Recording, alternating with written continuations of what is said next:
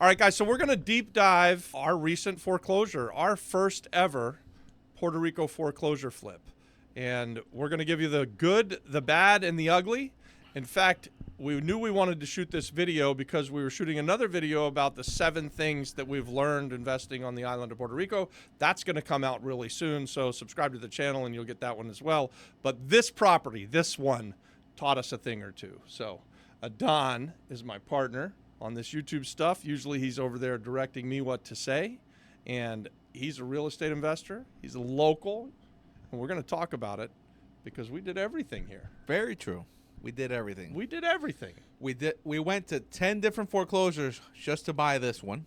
10 years abandoned, needed everything, roofs falling apart, new bathrooms, New kitchens, some new electric, new plumbing. Lots of new electric, actually, right? I thought we did way too much new electric. We've talked about this on other things where if the lights come on, I generally think it's okay, but we did way more than we probably needed to on this one. Half the house didn't have power, so that's why we brought it in. But yes, I agree. If we don't have to touch it, even better. So let's jump through what we did, how we structured the deal. Guys, I've made my living at the foreclosure sale and done literally thousands of homes. So before I came to the island of Puerto Rico, every day, 5 days a week, I would get up and I would go to a foreclosure sale. I would actually go to multiple foreclosure sales at the end because they made it so easy that I could just sit on my couch at home and buy houses. And so we could attend like 5 or 10 different sales at the same time, and I'd just be watching different sales with the great big computer screen. Anytime the bar was green, that meant that I was winning. Anytime it was red, it meant I was losing, and I just had a blast with it. And I'd buy 2 houses a week for 20 years. Before that, we went to the sale, and it was live and in person, which is what we have here on the island of Puerto Rico. Yes. And when we discovered how few people are going, I thought this is a really good business for us. So now Adon and I go to the foreclosure sale. Mostly Adon goes to the foreclosure sale because it's all in Spanish, and that means all of the documentation is in Spanish. All of the auction is in Spanish. All of the title work is in Spanish. So Adon ends up doing most of it, guys. I kind of ride around and look at the houses. Just a pretty face. And I'm just a pretty face. Yeah. No, that's it. So our purchase on this was $151,100. We had a renovation budget about 30. We went over that by 20. So we're all in for 200. Roughly, I think we were in it for 201, 202, something like that. The point is the renovation cost too much, and this is coming back to something you talk a lot about is, trying to maintain these good contractors working. Yeah. And what happened there is what happened in my last flip. It's just, hey, here this guy started the work. He was working just fine, and it's just halfway through, he's like, oh, fuck it. Those guys were great. The guys who started the job were doing, it was 2 guys. They'd show up with the truck. They're working their butt off. They were getting stuff done. Yep. And then 3 weeks into the job, they just stopped showing up. Yep. They started. So then what do? You start asking for more money. Hey, no, but that's not what we talked about. It doesn't matter. I need, this is new now. And I'm like, no, we talked about this is what we had agreed upon. 100%. Yeah. So it got to a point where it's like, all right, I got to let you guys go. And we had to find new contractors. Finding new contractors goes a little like this. The new contractor walks in, looks around and says, that last contractor really did a bad job here, so we're going to have to do it all again.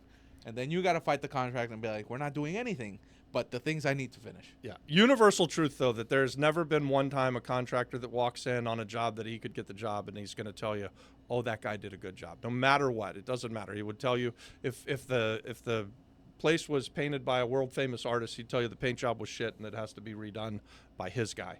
That's just the way that this business works, right? So it's not ever a good position to be bringing in contractors midway through, although that is something that we deal with time and time again. Yes, and I'm working on that problem currently with our new foreclosure flip, but we'll get to that on another video. Yeah. So that's one of the things I felt like really hurt us a lot. Another thing was appraisals. So once we finished the project, I'll be the first to say it wasn't my favorite project, but we finished the project. We thought we marketed it pretty reasonable, in a number that we can get. Yeah. Pretty fast. We finished the project fairly fast. Yeah. We marketed it well. We got it sold, had a buyer At pretty quick. And, 275. and that was pretty cool, too. So Emmanuel from our Apex community, he's a wholesaler. And this was actually the first deal he got paid on. It wasn't his first deal that he ever did. But he brought us a buyer who was a Local Puerto Rican. through a local Puerto Rican who had a realtor. So, Yeah. so Emmanuel brings this buyer, and this guy shows up with another guy who had his hand out, a real estate agent. So A realtor, yeah. we agreed. All right, Emmanuel, we're going to pay you for bringing the buyer, and we're going to pay the real estate agent who's representing the buyer, and then the real estate agent, guys. Believe this or not, I don't know. Tell me what you think about this in the comments. But the real estate agent then gets on the phone with me and tries to cut Emmanuel out. Yeah, he tries to. So we're like, all right, then write up the contract for 2%, and we'll take care of our guys. His reasoning behind that was, oh, but he's not a licensed realtor. He's not this. He's not that. But he's like, but like we told him, it's like he's the guy who brought you in. I didn't know and who his you are. real reason was that he was trying to get paid an extra 2%. So he was Yeah. told that he was going to make 2%. Emmanuel let him know that. I reaffirmed that. He wanted to then cut Emmanuel out because Emmanuel's not licensed, and then he was going to try and charge us 4%. And I said, I got pretty upset about it, and I said, I don't need your buyer that bad. We'll just not do the deal. Yeah. And he backed up and said, okay, we'll just charge you the 2%. And then, of course, we paid Emmanuel. And with that, a lot of new things we weren't expecting came up. So when you have bought properties as is, where is, and you bought it as a duplex, thinking it's a duplex, even it has 1 meter or one. Well, you can look at it and Whatever see it's a duplex. You could see it. 2 meters, though, didn't it? No, it Only had had one. one. Oh, it had one. But most duplexes here, have 1 meter. Yeah. Here on the island, if they have 2, it was always built and made to be that. Yeah. Most of the houses here are usually a second add-on that happened later, and that's what we found out with this property. We did all the research, we paid all the taxes when we bought it in the foreclosure sale, but the day of closing, they're telling us, hey, we're going to hold $4,000 in escrow, and we're like, why are you doing that? And their explanation is, as it's registered on our side and the tax side of CRIM, they're like, it's only registered as a single family, never as a multifamily. So now it's going to take 6 months, hopefully, for the CRIM to go out there, do their investigation, and then charge whatever they're going to charge in taxes to catch it up, and then whatever money's left over, we get back. So And really, there should be no extra money. This has been a duplex. This has been a 2-family house forever. and all the taxes are paid up. All so the it's- taxes were paid. We made sure that we paid them the day of that foreclosure sale. Yeah. This was something that really, this is a learning curve where I don't know how we could have caught it ahead of time. But now that it's happened to us, we can look for it. But I'm still not certain as to how we would get to the point where we would assume that the CRIM is wrong and that the tax and I'm not saying that they are wrong. It's going to take supposedly 6 months to figure it out. That would be a they're gonna dream figure it. scenario if that happens in 6 months or less. Probably it's going to take longer than that. I expect we're going to get the $4,000 back in a year or something. Well, I think about it like this, because they're like, where did you get the $4,000 figure? It's like, no house here. You own big 16 unit, 12 unit multifamilies. We own 5 units and 4 units that yearly are maybe $2,000. Yeah. And that's how they've always been. You're telling me that you're going to charge $4,000 in taxes for this little duplex in Carolina Yeah. that can barely fit, 3 families Well, in it's there? a 3-bedroom, 1-bath No. home. I No, mean, it's a not- comfortable. yeah. But I mean, it's like, what are you going to charge? You're not going to charge the $4,000. Yeah. But hey, instead of fighting, we took the money and ran, and then we're hopefully going to get a call every week until we get our money back. But that's not the biggest problem that we ran into on this foreclosure sale. Certainly wasn't the most expensive one. We actually renovated it fairly well, even though we were a little bit over budget. We got it done pretty quickly. And then we put it on the market for $285,000, and we got a buyer pretty quickly for $275,000. Yes. which isn't bad. I mean, our all-in investment of around $200,000, selling it for $275 would have been a very nice payday. Yes. However, what happened with the appraisal, Adon? It went terribly. So the duplex got appraised at $235, and it's just ripped our heart apart. But we were able to negotiate it back up to $250. You know, the seller has to bring money to the table. The buyer had to bring some money to the table. The buyer has to bring money to the table. But it was like, why? And they wouldn't even share the appraisal with us. We just wanted to look at what they were comping to have an idea of what they're looking at. Now, guys, keep in mind, there were houses on the street that had recently sold for more money. A single-family house on the street sold for the $275. Our house was bigger. Our house was nicer. The banks have a lot of control on the island of Puerto Rico. We talk about it in the 7 things that we've learned on the island of Puerto Rico in that video that's coming up. We talk about appraisals, and this is just, we've kind of known this for a while, but this is something that when you're in this line of work, you have to know that appraisals don't mean as much on this island as they do in the rest of the world. Yep. 100%. Because how do appraisals work in Florida? Do you get them so drastically different? Appraisals work in Florida like this. If we took a single-family house in a neighborhood like Via Carolina, we could have 10 people appraise it. The amount of discrepancy that would happen is negligible. I'm talking about probably a few $100s, maybe a couple of $1,000s. Where if you went through the same process here on the island, the amount of discrepancy would be at least tens of thousands of dollars. So one guy would appraise it for $285. One guy would appraise it for $235. Another guy might appraise it for $250. But if you did that in Florida, all 10 come in at $270, $275. They are all right there in the same area. And there's a lot of reasons for that. I mean, obviously, data is a lot easier in Florida or really anywhere in the United States. Probably, I know of no place in the U.S. that data is worse than Puerto Rico. So that means that it's harder to do the job. But also, I think this is key. I think the banking system on the island has a lot of control over what happens with these appraisals. And so they push the appraisals down. That, and also I think a lot of the cash sales that have happened, and this is something I've been reading in the news, don't necessarily have to get reported. Yeah. So you can report there was a sale. You don't have to report the price. Yeah. So when that happens, you know, maybe the house next to you got fixed up really nice and someone bought it, but now there's no way to compare it because now a price doesn't show up. Yeah. Because they bought it cash or whatever form they bought it that they can avoid writing it up. Yep. Now they're trying to make that, eliminate that and be like, if you bought it anyway, it doesn't matter which way, you have to report what it was sold for. And I think that hinders a lot of appraisers because they're looking at comps that might be years old before the market went up and down. Because you can, if you look at a lot of foreclosure stuff like we do, you will see that in 2008, 2009, before the crash, a lot of these market prices were really high back then. Right.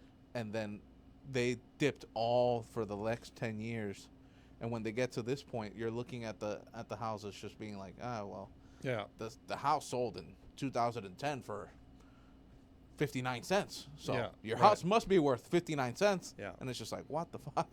One other thing that we didn't even say in this other video, but I'll say it here too. The houses could sell today and not be recorded for months, for definitely weeks, maybe months, maybe even years. I know for sure that there are things that we've bought in PR consultants over the last 7 years that it took months and in at least 1 or 2 cases more than a year or two for our sale to show up in public records. So what that does is that says the house that sold on the street that we know sold for $275 or $285, if it doesn't show up anywhere, then the appraiser can't use that for his appraisal, and that hurts. That's a problem. That's a big problem. This data on the island of Puerto Rico, it's a big problem. One of you smart entrepreneurs that can figure that out, it's going to make a fortune. You know, it's a problem when your appraiser calls you and says, "Hey, do you have any comps? Do you have any comps? I want to see what you're seeing because I don't really see anything other than this." And it's just like, oh my God, this is not good. So let's talk about the good, because we did actually finish it. We sold it for the $250. We made some money. Yes, we had to leave $25,000 on the table. Yes, we had to escrow $4,000 that we might or might not ever get any of it back, but we still turned a profit. We did it in about 7.5 months. which is pretty quick on the island of Puerto Rico. It's not the fastest one we've ever done, but it's certainly not the slowest one we've ever done.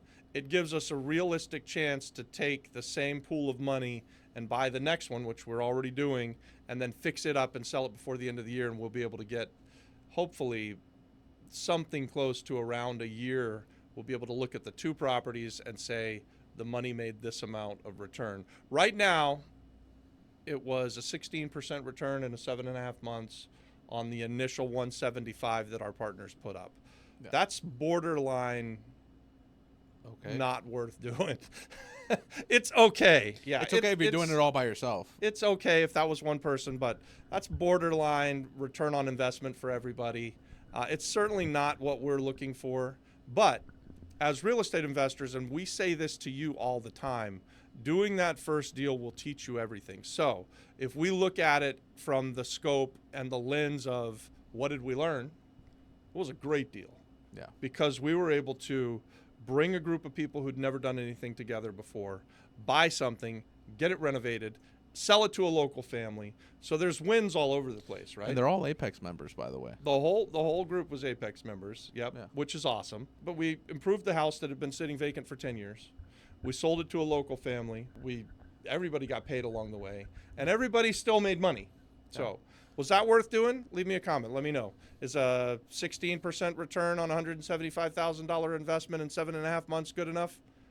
For me, it's borderline. I think it's at the bottom of the range. If that started to happen all the time, we probably wouldn't keep buying houses in that way. Yeah, and I think the major factors here, for me at least, going through it, is if I win another foreclosure and I can get the deed and just read it after we have it on our side, and see that, hey, it reads as a single family, then in the 6 months that I'm renovating the thing anyway, I can go and start the process and see how much it's going to cost me to just get it done. Yeah. So that way, by the time we're actually closing with somebody, I know all my money's coming to me, and I don't have to worry about having to leave it somewhere for the next 6 months or forever, depending how you want to look at it. The next thing is, and this is something I'm implementing right now with another flip we have in our other foreclosure flip, is I'm starting to build my own crew of contractors. Like, this is my guy. No one's going to use this guy. This is the guy we're going to try to use. Yeah. You know him. Yeah. Right now, they're currently sleeping in the flip. I was going to say it if you didn't say it. So one of the ways that we know that he's probably the right guy is that they're sleeping there. They're not homeless. They're staying there to get the job done as fast as they can. And by the way, they make more money if they get it done as fast as they can. Yeah. I mean, what I would say is, like, finding a guy, and he was a guy that wanted an opportunity. Yeah. I'm like, I'll give you the opportunity. If you do this, and I told him every time we talk, if you do this one right, I guarantee you there's way more work from here. Yeah. And it's not that these are people that are from the street, they're homeless or anything. It's a trek from San Juan to Aguadilla to have to do it every day, and they are staying there. They're getting the job done as fast as possible, and every day I get updates. Hey, this door didn't fit. We need to go change it. Hey, I'm getting the tile. Hey, we're doing this. Hey, we're doing that. I like how much you're getting pictures. You're getting communication. Yeah. You've worked with them before on smaller stuff. In a couple of different things. Yeah, but this is the biggest thing I give them so far. Yeah. Those are some of the things I've learned. I would definitely try to do things differently, and I think the biggest thing here is the control of the budget. If we can control the budget just because of the labor, then we can focus on better projects along the way, because the having to switch these guys out kill your budget and kill your timing, because you're already expecting this. Oh, I'm gonna be done in a month. Oop, the guy disappeared. Now it's 2 months behind while you're finding a new guy. Yeah. And that's what hang us back too. So I think every time we do one, you get better at the renovation. I mean, I'm coaching you and watching you and seeing you as a guy who'd never renovated a house before a year or two ago, and now you're really on it. I see you communicating with these guys every single day. Yeah. And it takes that, right? It's not like you can just hand it off to them and say, hey, go do it, and expect to have a good result. I mean, you could do that as much as you can, but for example, like today and tomorrow I won't be able to be there. Yeah. But I know by Wednesday you're going to be there. I'm going to be there all day. And I'm watching what they're doing, and they're, hey, this door is opening the wrong way. You still want me to install it? No. Take it back. Do this, do that, and that. I think they're really good communicators. I'm excited to see what we can finish That's and it's good. a pretty big renovation. You know? Yeah. My favorite parts, or what I see as a success, you're learning how to run a renovation really, really well. We just went to the foreclosure sale, which you'd never done before. I had only done it here on the island once or twice before we went And not and a did it. municipal sale. And none of them like that. And then we did this whole entire thing with our Apex group. Everybody made some money. So that's really good. I see all of those as wins. And we tell the audience all the time, you learn so much from each deal that you do. Do you think that that's a true statement now that you've been doing real estate investing Yeah. for about a year and a half, going up on 2 years? How much do you learn by getting yourself out there and actually doing these different kind of deals? Because every deal that you've done has actually been very, very different. You haven't like picked your lane yet. No, I haven't picked my lane, but I think it's okay for now. Yeah. Because if I pick my lane and stay there, I might never learn how to grow out of it. Yeah. So I started with a really big deal, Santa Rita, San Ignacio, you know, Two really big two deals. really big deals, and then now I'm working myself through these smaller deals, which I don't necessarily want to say they're easier. I think that all these deals have different complexities. You know, Yeah. one's just bigger than the other, Yeah. and you know, I feel like I've learned something new every time we take something on. I think that's the point that I'm trying to get at, is that by doing the different kind of deals that you're doing, you're learning different aspects of being a real estate investor. Yeah. And then as you start to repeat what you've done, it will get easier and easier, and you'll find your lane. You'll figure out what you like, and then you'll have seasons of it. So for me, when I first started out, I was renovating everything, and then I went through a phase where I wholesaled everything, and my thought back then was, you could call me Quick Nickel Robbie, because I'd rather have the quick nickel than a slow dime, and I stopped renovating and I started just selling contracts and doing everything as fast as I possibly could. Then I went through this season where we went back into buying everything and doing the renovations. Then we moved to Puerto Rico and we started doing massive deals. So every 5 years or so, I've reinvented myself as a real estate investor and focused on something different. And so you've been around now for half of a cycle, Yeah. where we're here on the island, and you've kind of seen this transition, because I'm no longer as interested in the great big hospitality projects that I was just a couple of years ago. And now I'm just wanting to do bigger apartment complexes and things like that for long-term rental.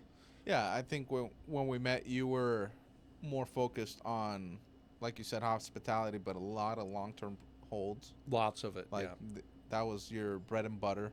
Hospitality, it was just exciting because it felt like you haven't done it and you needed to do it to figure out how you can do this better. And we got pretty good at it. Yeah. I've figured that out. I know how to buy something and turn it into a hotel. I mean, out of it, you got 1, 2, 3, 4, I think 5 hospitality plays, and they're not small projects either. Yeah. You had the Surfing Turtle.